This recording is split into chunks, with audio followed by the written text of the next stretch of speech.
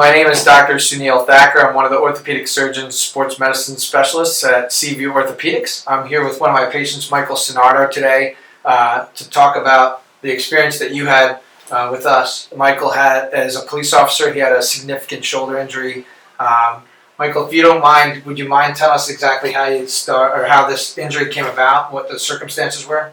Yeah, it was about 5 o'clock in the morning. We had somebody that was trying to rob Dunkin' Donuts, and guy ran away from us. We're chasing after him, and I had fallen, landed on my shoulder. And you're right-handed? Yeah, my right hand. And it was my shooting hand. That's your shooting hand, okay. And landed on my right shoulder, and restfully throughout the day started getting pain in it and wasn't able to use it. What, immediately following the injury that you had, were there any kind of treatments that you had initially before you even came to see us, or just primarily resting, or was it, were you treated in a sling, or any medications, naproxen? Initially went to the hospital. They gave me a sling. Told me to wear it for a couple days. Okay. Went to another doctor. They told me not to wear the sling, so I was back and forth. Then it was workman's comp case, so they sent me here, and that's when I started with the physical therapy.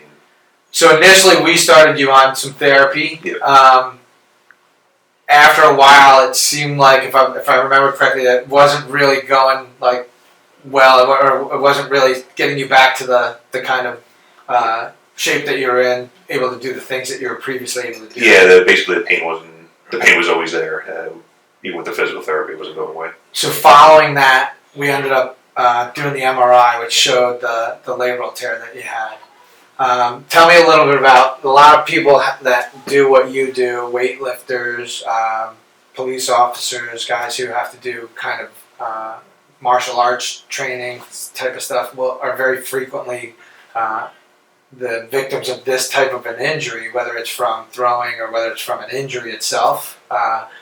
What, as far as the surgery itself went, if you could just describe that, because I know a lot of people hear horror stories about it, and I want you to give your experience with it without me giving my 2 cents, so that anybody who wanted to watch this video would kind of get a good idea of what the overall thing was like for you. Yeah, going into it, I heard other people talking about it, how much pain they were in, just basically how horrible the surgery was and everything like that. And is it the surgery, or is it did you hear horror stories about the therapy that comes after? The recovery afterwards. Right. Yeah. That's what most people. That's what I hear from most people. Yeah, how they couldn't really move their arm afterwards, or how much pain they were in during the recovery and whatnot. So in the first couple of weeks after the surgery, like, how was that for you? I was going by what they were saying, and then what I actually went through. There's no pain. Were you taking narcotic medication? I had the painkillers prescribed to me, but I never actually had to take them. There's no pain.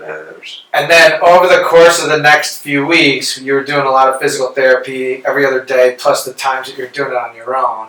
How did that go? Like, how? Physical therapy went well, and even the therapists were saying it was progressing really well with the range of motion. That I progressed very quickly with it, and it didn't bother me doing the physical therapy. Now, at this point, you're not quite through the full recovery yet, but are you back to doing most of the things that you were doing before? Yeah. On a daily life kind of thing? Yeah, stuff that I wasn't able to do before, even now pulling a towel off the hook after a shower.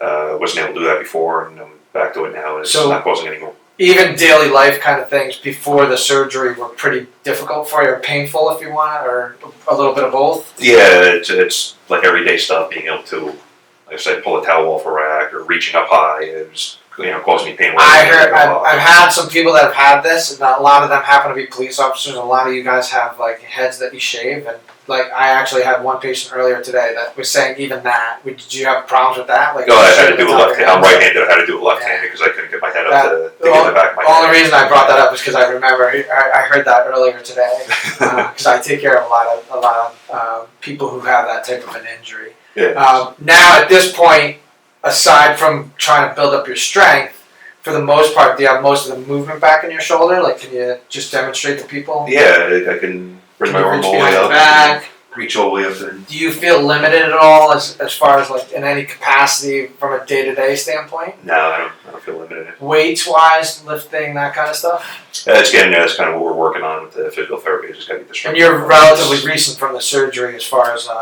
in the grand scheme of things, recent for shoulder surgery is like a few months as opposed to like a couple of days. That's one of the like rubs of shoulder surgery. But when exactly was your shoulder surgery? June 20th. So we're just at 2 months tomorrow. Right. Just to give the people an idea of what you're able to do.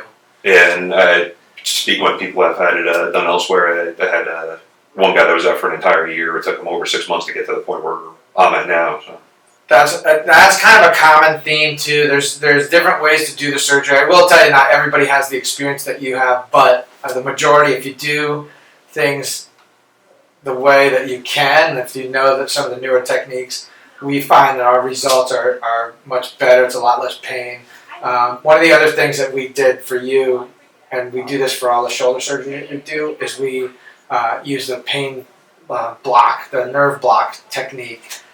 Shoulder surgery typically used to be pretty painful early on. We used to have to dope people up with massive amounts of pain medicine to cover them for the first week or so.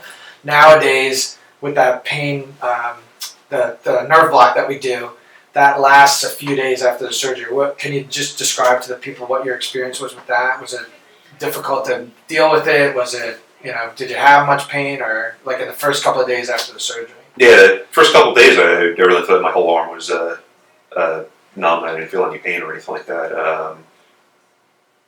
And then after that, but how was it? Like some people get freaked out about the catheter, like taking the catheter out, like when you take the bandage off, like a few days after the surgery. It felt a little weird coming out. My wife had to pull it out, but there was no. It wasn't any blood or anything like that.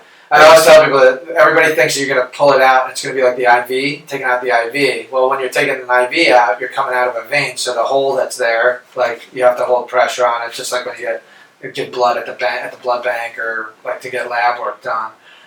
In this case, the actual catheter is sitting around the nerve, so it doesn't have that same issue. Like once you pull it out, there's nothing really there. You just put a Band-Aid over it. And actually, the actual act of pulling it out, for the most part, it's so stuck to that dressing that once you peel the dressing off, you wouldn't be able to get the dressing away from you without taking the catheter out anyway. But Michael, I thank you for your time today. Part of this was just to try and alleviate some of the questions and the concerns and some of the things that people hear about labral surgery. In Michael's case, he did have a slap tear, which we were able to repair arthroscopically. It was same-day surgery, so he was home that afternoon with a brace and a sling and an Iceman, as well as that nerve block that was going on. We tend to keep them in the sling for the first few days after that type of surgery. Partly because the nerve block doesn't really let you use your hand. Unfortunately, in order to make the arm comfortable, we also have to knock out the same nerves that give the pain are the ones that that go to the muscle so that you can function. So that is a little bit of an inconvenience. He's also right-handed, which made it a little bit hard, I'm sure, up front to do some of the basic things that you normally take for granted, I guess. But Michael's well on his way. He's probably within the next month or so going to be heading back to full duty. We just have to build up his strength now because up front we had to protect the repair, let everything heal the way that it's supposed to, get your motion back, and then after that we go for just building up strength in case you got to go. Once I send you to the Wolves, you got to take somebody down. I got to make sure you're strong enough for that. Right. So I appreciate your time today, Michael. Glad you're having a good experience with us. Thank you. Thanks.